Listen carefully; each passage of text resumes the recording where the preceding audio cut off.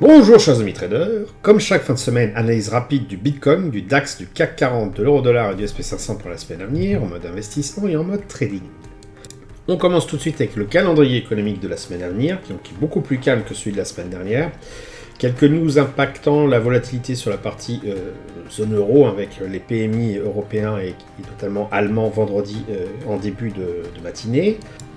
Un speech de notre camarade Lagarde lundi après-midi, bon, qui peut toujours faire bouger un peu l'aiguille de la volatilité en fonction de ce qui va être dit. Pour le reste, c'est assez calme, sauf si vous tradez les paires NZD et CAD, dans la mesure où il y a des annonces aussi sur les PMI qui peuvent potentiellement impacter les taux. Allez, on commence tout de suite avec le Bitcoin exprimé en euros, voilà, qui m'a fait mentir, parce que moi je pensais qu'on allait effectivement se rapprocher des 20 000, et finalement on se rapproche plutôt de la borne haute, 28 100. Donc un retournement potentiel du Bitcoin, puisqu'on voit qu'il a rebondi sur sa zone de neutralité qui se maintient au-dessus, le stochastique aussi.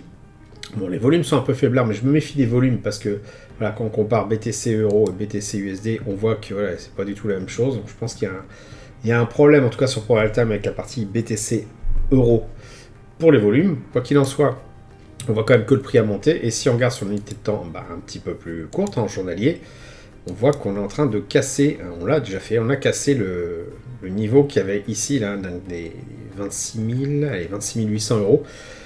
On l'a cassé allègrement cette semaine, ce qui fait qu'on se remet dans un trend potentiellement à la hausse.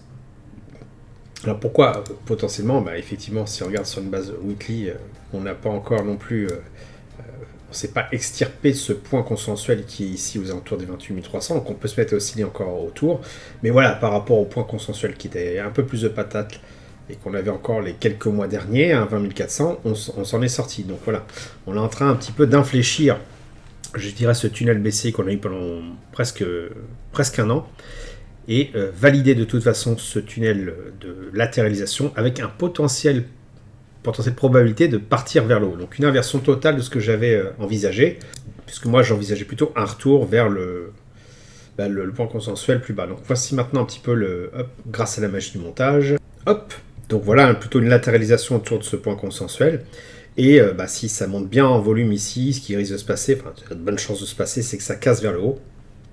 Évidemment, dans le cas contraire, si les volumes sont en baisse, ou si tout simplement il y a une annonce qui ne va pas dans notre sens, on peut toujours revenir sur le scénario que j'avais envisagé déjà pour la semaine dernière, qui était de revenir plutôt sur les 20 000, 20 900, 21 000, donc le point consensuel du dessous.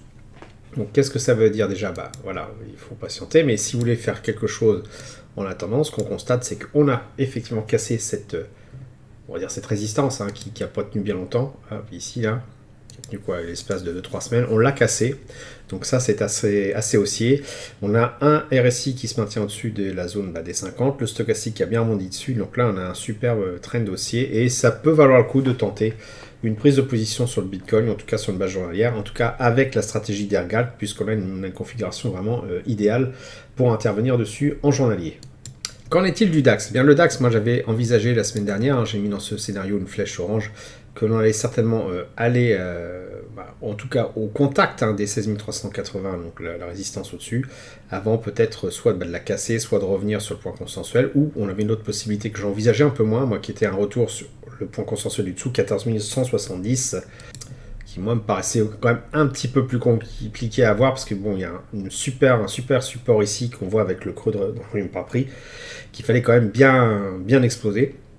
Après, la hausse qu'il y a eu cette semaine, elle s'est pas faite avec beaucoup de patates, donc je dirais qu'on est à peu près dans le même scénario que la semaine dernière, d'attentisme, avec la possibilité de rejoindre à nouveau, encore la semaine à venir, les 16 360 à peu près euros. Un risque aussi de latéralisation du prix, comme on a eu cette semaine, que ça bouge pas trop, et dans une moindre mesure, vraiment une beaucoup plus faible mesure, un risque de revenir dans un premier temps sur les 15 000 et pourquoi pas après sur les 14 150, mais je vois pas se faire ça la semaine prochaine, moi vraiment, je sais pas, d'un très très gros problème côté européen. Donc très concrètement, en fait, la semaine à venir, ce qui va être intéressant à voir, c'est si on casse le niveau sur lequel on se trouve actuellement, donc des 15 000, allez, on va dire les 15 965, 70, si vraiment on ouvre en ouverture au-dessus de ça, ça peut être intéressant d'entrer en position pour au moins viser ce point 16 330, pouvoir faire ça sur une base beaucoup plus rapide, peut-être en horaire, et tenter tout simplement une petite prise de position sur ce mouvement-là qui, pour l'instant, voilà, regardez les volumes, il n'y a pas beaucoup de patates. Donc bon, ça va peut-être pas se faire de manière très très brutale, et donc envisager certainement une unité de temps inférieure, pourquoi pas en horaire. Voilà, hein, par exemple, si on casse ce niveau-là, on va mettre un petit segment, si on casse ce niveau-là, et bien pourquoi pas de prendre une position à la hausse jusqu'à rejoindre à peu près cette zone-là des 16 270. Bon, on va mettre une petite flèche si jamais ça casse, et puis voilà, on s'arrêtera à 16 000. Bon, ici, ça sera tout à fait, je pense, pertinent de tenter ce trade-là sur la semaine prochaine, si vraiment ça casse lundi, ce qui n'est pas encore donné. Le CAC 40, alors lui, il nous fait un beau break-up, il me fait une fois de plus mentir sur mes analyses par rapport à la semaine dernière. Moi, j'envisageais plutôt un retour du prix déjà dans un premier temps sur les 7000 et pourquoi pas à plus long terme sur les 6560. Et non, il nous a fait une cassure de la résistance à 7400, créant de fait un superbe signal d'entrée en position, un signal à la hausse, tout simplement, en tout cas sur une base hebdomadaire. Et bien sûr, si on voit avec le creux de volume par prix ici, le fait qu'on l'ait cassé, c'est vraiment un signal haussier. Et si on regarde donc sur une base journalière, on voit que cette cassure s'est faite en milieu de la semaine. Ici, on avait un premier signal, donc c'était mercredi, mais bon, il y a eu un retour, un reflux du prix. Et puis là, jeudi, vraiment, c'était le go pour entrer en position sur le CAC 40. Alors, vous pouvez utiliser les ETF ou trader l'indice lui-même. Et tenter d'accompagner ce prix. Alors, qu'est-ce qu'il peut faire à l'avenir, le CAC 40, si on regarde sur une base mensuelle et qu'on analyse un petit peu ce qui s'est passé, je dirais, au niveau des volumes par prix, eh bien, les quelques années précédentes, on voit qu'on est vraiment sur des plus hauts. Et à partir du moment où on est sur des plus hauts, c'est donc l'incertitude totale. Ça veut dire qu'il y a eu très peu d'échanges ici. Et si on commence à partir à la hausse, ça peut aller très très vite, très très loin à la hausse. Pas forcément avec des volumes très importants, donc une volatilité ou une illiquidité importante plutôt. Mais voilà, c'est un signe assez intéressant pour tenter une prise de position sur le CAC 40. Pour accompagner ce mouvement à la hausse. Donc je vais changer voilà, mes orientations, mes scénarios. Scénario principal en orange à la hausse, et scénario secondaire, si ça se passe pas bien, retour de flamme et retour vers les 7000 points à peu près.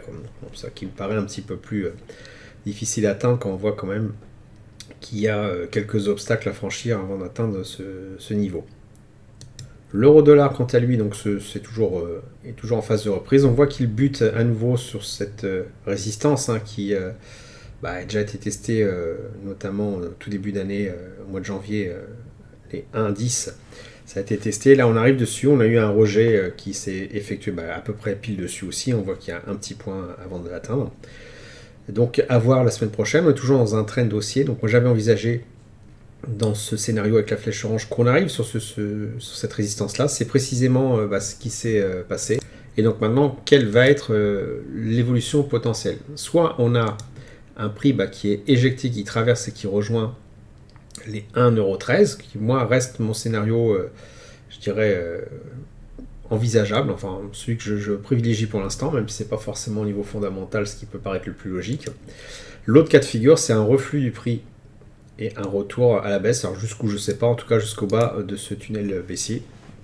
J'envisage plutôt en fait un élan haussier, alors peut-être pour des raisons géopolitiques, parce que justement en ce moment la partie américaine, tout ça c'est pas au mieux de sa forme. Quoi qu'il en soit, il y a des grosses cartouches qui permettent finalement d'inverser la vapeur, donc c'est pas facile de faire du fondamental sur ce type de mouvement, mais quoi qu'il en soit, au niveau analyse technique pure, moi ce que je vois c'est qu'on arrive sur un creux de volume par prix, potentiellement qu'on peut l'exploser, et donc si jamais on clôture au-dessus dans une journée, la semaine prochaine, de ce niveau-là, il y a de fortes probabilités qu'on arrive sur les 1,13. Dans le cas contraire, on va certainement pas rester ici, puisque c'est un creux de volume par prix, et si on ne monte pas, on va forcément, ou très probablement descendre, et rejoindre peut-être les niveaux des 1,08, envisagé en tout cas pour la semaine prochaine. Si on regarde sur l'unité de temps un peu plus rapide, en journalier, voilà, on voit effectivement qu'on arrive sur ce creux de volume par prix, donc qui a servi de résistance, une fois ici, donc un petit peu plus bas, une deuxième fois et une troisième fois ici sur l'espace de cette semaine.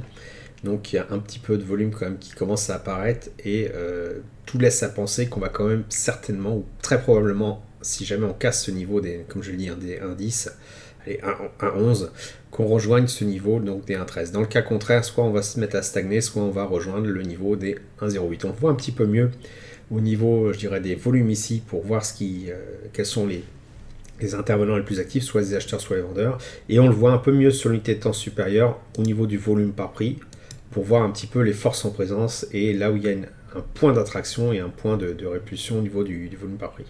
Donc à suivre la semaine prochaine. Enfin, le SP500, lui est vraiment comme depuis quelques temps maintenant en mode zombie. On est en train de latéraliser.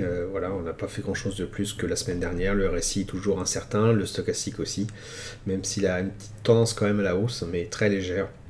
Donc j'irai pour l'instant sur le RSI, sur le SP500, on va patienter pour voir vraiment ce qui se passe, si on arrive à dégager un mouvement à la hausse ou à la baisse. Mais là, en l'état actuel des choses, c'est du mode zombie pur et il n'y a pas grand-chose à faire. Voilà, j'espère que vous avez apprécié cette vidéo. Si c'est le cas, merci de me laisser un pouce pour m'encourager à continuer. Abonnez-vous à la chaîne YouTube pour ne rater aucune nouvelle publication. Je vous dis merci et à bientôt sur le blog.